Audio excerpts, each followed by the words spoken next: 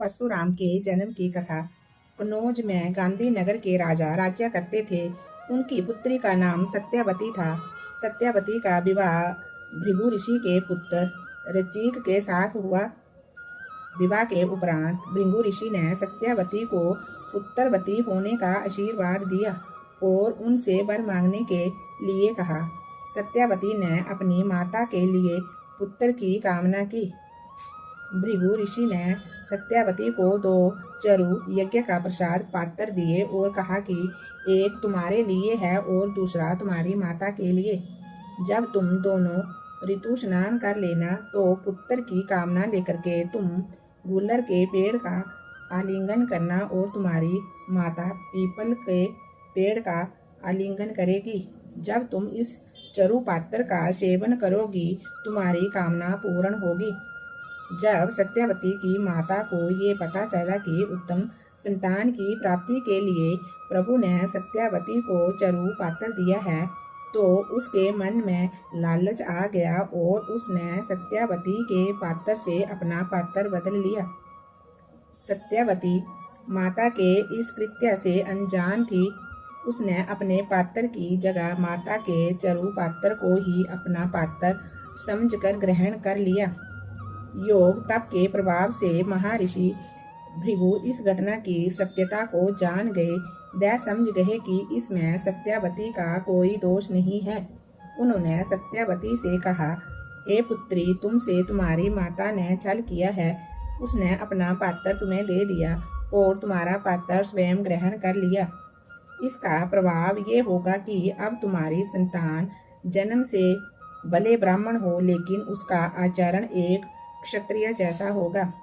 वही तुम्हारी माता की संतान क्षत्रिय होने के बाद भी ब्राह्मण जैसा आचरण करेगी। ये जानकर सत्यावती ने कहा, अब आप मुझे आशीर्वाद दें कि मेरा पुत्र एक ब्राह्मण की तरह ही आचरण करे, भले मेरे पुत्र में क्षत्रिय के गुण आ जाएं। महर्षि भृगु ने सत्यावती की प्रार्थना स्वीकार कर ली। सत्यावती के गर्भ से सप्त ऋषियों में स्थान पाने वाले महर्षि जमद अग्नि का जन्म हुआ। जमद अग्नि का विवाह प्रसेनजित की पुत्री रेणुका से हुआ। रेणुका और जमद अग्नि के 5 पुत्र हुए। इनमें 5वें पुत्र भगवान परशुराम थे। परशुराम के जन्म के संबंध में एक कथा का वर्णन है हरिवंश पुराण में किया गया है। हरिवंश पुराण के अनुसार प्राचीन समय में महिष्मती नगरी पर शक्तिशाली हैववंशी क्षत्रिय कार्तिवीर्य अर्जुन का शासन था, जिसे शस्त्रबाहु के नाम से भी जाना जाता था। वह बहुत ही अभिमानी और अत्याचारी था। एक बार अग्निदेव ने उससे भोजन प्रदान करने का आग्रह किया। तब शस्त्रबाहु ने घमंड में आकर के कहा कि आप जहाँ से चाहें भोजन प्राप्त कर सकते हैं। संसार में जो कुछ भी है मेरा ही है। तब अग्निदेव ने वनों को जलाना शुरू किया। एक वन में ऋषि आपव तपस्या कर रहे थे। अग्नि द्वारा वनों को जलाने के क्रम में उनका आश्रम भी जल गया। इससे क्रोधित होकर के ऋषि आपव ने सहस्त्रबाहु को श्राप दिया कि भगवान विष्णु परशुराम के रूप में जन्म लेंगे और न सिर्फ शस्त्रबाहु का बल्कि समस्त क्षत्रियों का सर्वनाश करेंगे। इस प्रकार भगवान विष्णु ने भार्गव कुल में महर्षि जमद अग्नि के 5वें पुत्र के रूप में जन्म लिया। परशुराम जी का जन्म वैशाख शुक्ल पक्ष के तृतीया तिथि पुनर्वसु नक्षत्र में रात्रि के प्रथम पहर में, जबकि 6 ग्रह स्वक्षेत्रीय अपने उच्च वर्ग में थे। इनकी जन्म कुंडली में तुला राशि का शनि, कर्क राशि के बृहस्पति, कन्या राशि के बुध, वृषभ राशि के चंद्रमा, मेष राशि के सूर्य व मीन राशि के शुक्र थे एवं राहु मिथुन राशि में स्थित था। ऐसे उत्तम योग में भगवान विष्णु परशुराम के रूप में रेणुका के गर्भ से अवतीर्ण हुए। भगवान परशुराम का जन्म वैशाख शुक्ल तृतीया की रात्रि के प्रथम पहर में हुआ था। इसलिए अक्षय तृतीया के दिन परशुराम जी की जयंती मनाई जाती है। परशुराम का नाम उनके माता पिता के रामभद्र रखा था। वहीं इनका जन्म का नाम महर्षि कण्व ने कोटिकरण रखा था। महाभारत और विष्णु पुराण के अनुसार परशुराम का मूल नाम राम था, किंतु जब भगवान शिव द्वारा उन्हें परशु नामक अस्त्र प्रदान किया गया तो उनका नाम परशुराम हो गया। परशुराम की शिक्षा। परशुराम मूलतः ब्राह्मण थे, परंतु चरु के प्रभाव के कारण वह क्षत्रियोचित व्यवहार करते थे। 15 वर्ष की आयु में ही इन्होंने अपने दादा ऋचि और पिता जमद अग्नि से वेद और धनुर्वेद की शिक्षा प्राप्त कर ली थी। संजीवनी विद्या, जो भार्गव वंश अनुगत दी जाती थी, वह भी विधिवत शिक्षा इन्होंने अपने दादा ऋचिक एवं पिता जमद अग्नि से प्राप्त की। परशु चलाने की शिक्षा भगवान शंकर के सानिध्य में इन्होंने गणेश जी से प्राप्त की थी। कैलाश पर्वत पर स्थित भगवान शंकर के आश्रम में विद्या प्राप्त कर परशुराम ने वशिष्ठ दिव्य अस्त्र परशु प्राप्त किया था। ये परशु भगवान शंकर ने उसी महातेज से निर्मित हुआ था जिससे भगवान विष्णु का सुदर्शन चक्र और देवराज इंद्र का वज्र बना था। परशुराम रुरु नामक मृग का चर्म धारण करते थे और कंधे पर धनुष बाण एवं हाथ में परशु लेकर के चलते थे। परशुराम शस्त्र विद्या के महान गुरु थे। उन्होंने भीष्म, द्रोण व कर्ण को शस्त्र विद्या प्रदान की थी। परशुराम ने अपनी माता का वध क्यों किया था, आइए जानते हैं। एक बार परशुराम की माता रेणुका दैनिक नियम अनुसार संध्या वंदन और यज्ञ के लिए गंगा जल लेने के लिए गंगा के तट पर गई।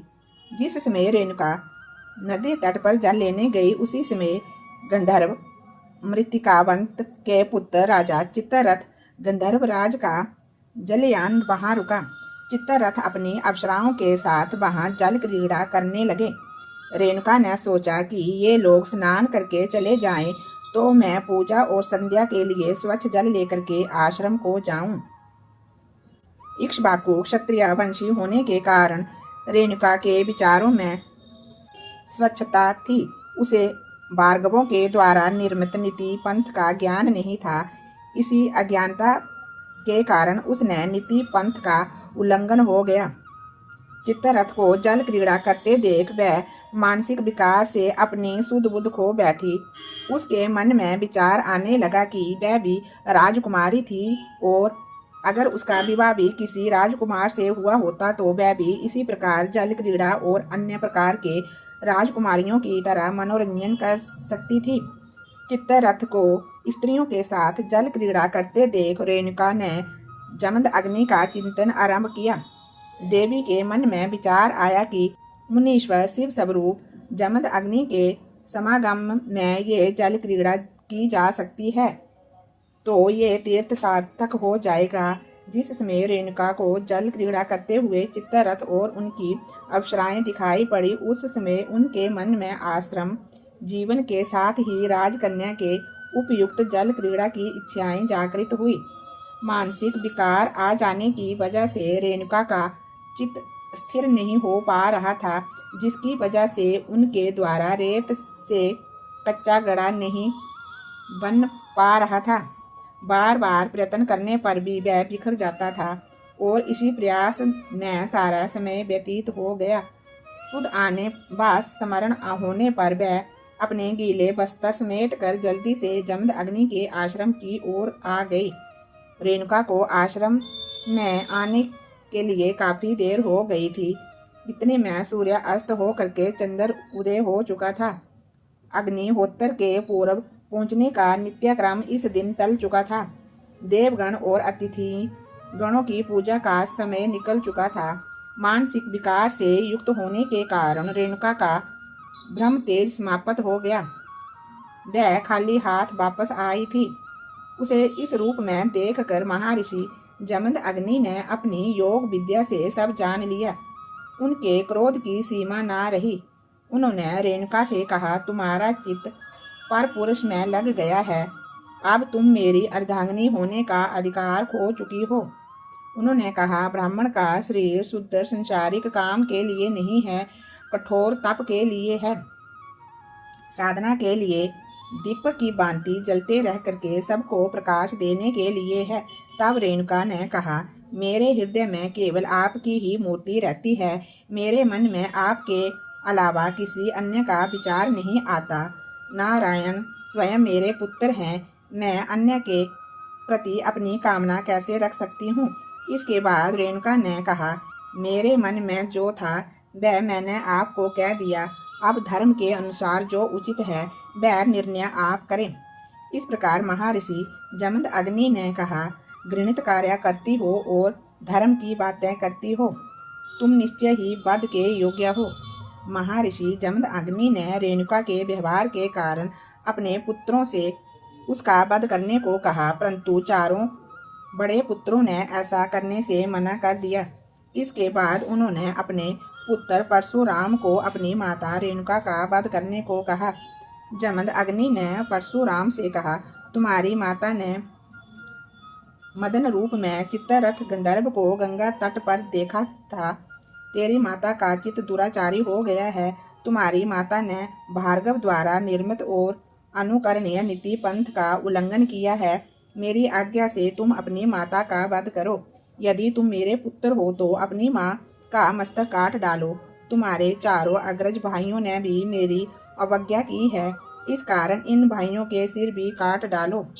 पिता की आज्ञा होते ही एक क्षण का भी विलंब न करते हुए परशुराम ने अपनी माता और चारों अग्रज भाइयों का सिर काटकर धड़ से अलग कर दिया। ऐसा करते ही महर्षि जमद अग्नि ने प्रसन्न होकर के कहा, पुत्र तुम धर्मज्ञ और आज्ञाकारी हो। तुम कठिन परीक्षा में उत्तीर्ण हो गए हो। मैं तुमसे बहुत प्रसन्न हूँ। तुम एक इच्छित वर मांगो। इस पर परशुराम ने कहा, मेरी माता जीवित हो जाए, उनके मानस पाप का नाश हो जाए, मेरे चारों भाई जीवित और स्वस्थ हो जाएं, और मेरे द्वारा मारे जाने की याद ना रहे। युद्ध में मेरा सामना करने वाला कोई ना हो और मैं लंबी आयु को प्राप्त करूं। महर्षि जमद अग्नि ने उन्हें आशीर्वाद देते हुए कहा, ऐसा ही होगा। जमद अग्नि ने परशुराम को स्वेच्छा मरण करने का आशीर्वाद दिया। महर्षि जमद अग्नि ने कहा कि भृगु शुक्राचार्य जी द्वारा सिखलाई गई संजीवनी विद्या से मैं इन्हें जीवित करता हूँ। और इनके बाद उन्होंने ललिता पत्तों का लेप लगा करके उनके धड़ को फिर से जोड़ दिया, जिससे वह सभी फिर से जीवित हो गए। भगवान परशुराम द्वारा क्षत्रियों के विनाश की कथा। ऐसा माना जाता है कि भगवान परशुराम ने 21 बार क्षत्रियों को पृथ्वी से नष्ट किया था। भार्गवंशी ब्राह्मण इनके पुरोहित थे। परशुराम जी के पिता महर्षि जमद अग्नि जो भार्गव प्रमुख थे, कृतवीर्य के साथ मधुर संबंध था। कृतवीर्य के पुत्र का नाम अर्जुन था। इस कारण अर्जुन को कार्तिवीर्य अर्जुन भी कहा गया। कार्तिवीर्य अर्जुन ने अपनी आराधना के साथ भगवान दत्तात्रेय को भी प्रसन्न किया था। भगवान दत्तात्रेय को ब्रह्मा विष्णु और महेश तीनों देवों का अवतार माना जाता है। भगवान दत्तात्रेय ने प्रसन्न होकर के कार्तिवीर्य अर्जुन को एक शस्त्र बुझाऊं तथा युद्ध में किसी से पराजित न होने का वरदान दिया था। इस कारण कार्तिवीर्य अर्जुन को शस्त्र अर्जुन भी कहा जाता था। एक बार शस्त्र अर्जुन अपनी पूरी सेना के साथ जंगल से गुजर रहा था तो विश्राम करने के लिए महर्षि जमद अग्नि के आश्रम पहुंचा। महर्षि जमद अग्नि के पास देवराज इंद्र द्वारा प्राप्त कपिला कामधेनु गाय थी। ये कोई साधारण गाय नहीं थी, ये देवीय गुणों से युक्त एक विशिष्ट गाय थी। इस गाय की सहायता से महर्षि जमद अग्नि ने राजा और उनकी पूरी सेना के लिए भोजन का प्रबंध किया। सहस्त्र अर्जुन गाय की विशेषता को देख करके उनसे प्रभावित हुआ और उस गाय को प्राप्त करने का लोभ उसके मन में आ गया। सहस्त्र अर्जुन ने उस गाय को जमद अग्नि ऋषि से मांगा, परंतु उन्होंने इसे देने से इनकार कर दिया। क्रोध में आकर के सहस्त्र अर्जुन ने पूरे आश्रम को तहस नहस कर दिया और बलपूर्वक कपिला कामधेनु गाय को ले जाने का प्रयास करने लगा। लेकिन गाय उनसे छूटकर स्वर्गलोक में इंद्र के पास चली गई, जिससे शस्त्र अर्जुन को वह गाय हासिल ना हो सकी। लेकिन महर्षि जमद अग्नि को दोबारा नुकसान झेलना पड़ा। एक तरफ उनका आश्रम तहस नहस हो गया तथा दूसरी ओर उनकी कपिला कामधेनु गाय भी उनके पास से चली गई। कुछ समय पश्चात परशुराम के आश्रम आने पर उनकी माता रेणुका ने उन्हें सारी कथा कह सुनाई। परशुराम ने आश्रम की स्थिति और अपने माता पिता के अपमान को देख करके सहस्त्र अर्जुन को सेना सहित नष्ट करने का संकल्प किया। परशुराम ने आवेश में आकर के सहस्त्र अर्जुन की राजधानी महिष्मती नगरी पर आक्रमण कर दिया और उसे अपने अधिकार में कर लिया। परशुराम ने फरसे के प्रहार से सहस्त्र अर्जुन की समस्त भुजाएं काट डाली एवं सिर को धड़ से अलग कर दिया।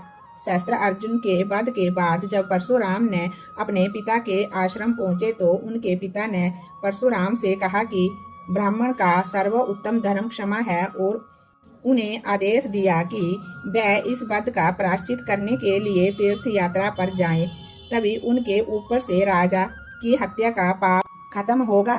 तीर्थ यात्रा पर जाने की खबर सहस्त्र अर्जुन के पुत्रों को मिल गई। इसके पश्चात सहस्त्र अर्जुन के पुत्रों ने प्रतिशोध में आकर के परशुराम की अनुपस्थिति में उनके पिता जमद अग्नि को मार डाला। परशुराम की माता रेणुका पति की हत्या से विचलित हो करके अग्नि में प्रवेश हो करके सती हो गई। इसके बाद परशुराम ने प्रतिज्ञा ली कि मैं अब इन सभी ऋषियों का नाश करके दम लूंगा। इसके बाद परशुराम ने 21 बार पृथ्वी को क्षत्रिय से मुक्त किया। वह क्षत्रियों को ढूंढ ढूंढ कर एकत्रित करते और कुरुक्षेत्र में ले जाकर के उनका वध करते। इस प्रकार भगवान परशुराम ने क्षत्रियों के रक्त से 5 सरोवर भर दिए। ये स्थान समंत पंचक के नाम से प्रसिद्ध है। इन सरोवरों के रक्त जल से भगवान परशुराम ने अपने पितरों का तर्पण किया। महर्षि ऋचिक ने प्रकट होकर के परशुराम को ऐसा कृत्य करने से रोका। इसके पश्चात उन्होंने असमेघ महायज्ञ किया और महायज्ञ में प्राप्त पृथ्वी महर्षि कश्यप को दान में कर दी।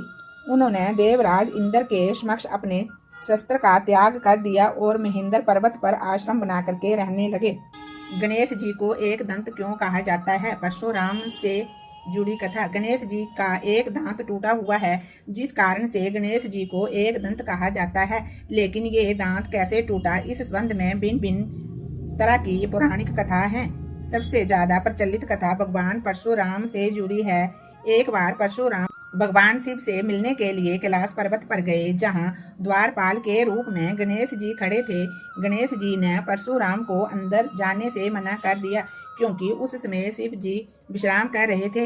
इनसे क्रोधित होकर के परशुराम गणेश जी से युद्ध करने लगे। तब गणेश जी ने परशुराम को अपनी सूंड में लपेट कर भूतल पर पटक दिया। चेतना अवस्था में आने पर कुपित परशुराम जी ने फरसे से गणेश जी पर प्रहार किया, जिससे उनका एक दांत टूट गया। गणेश जी ने फरसे का प्रतिरोध इसलिए नहीं किया क्योंकि ये फरसा परशुराम को भगवान शिव जी के द्वारा दिया गया था। धर्म की स्थापना और लोक के कल्याण के लिए भगवान विष्णु धरती पर अवतार लेते हैं। ऐसे तो भगवान विष्णु के कई अवतार माने जाते हैं, परंतु उनके 10 अवतारों का विशेष महत्व है। इन्हीं 10 अवतारों में एक अवतार भगवान परशुराम का अवतार भी है। भगवान परशुराम के रूप में अवतार लेकर के उन्होंने धरती को दुष्टों से मुक्त किया और लोक धर्म की स्थापना की। बोलिए विष्णु भगवान की जय, बोल परशुराम की जय।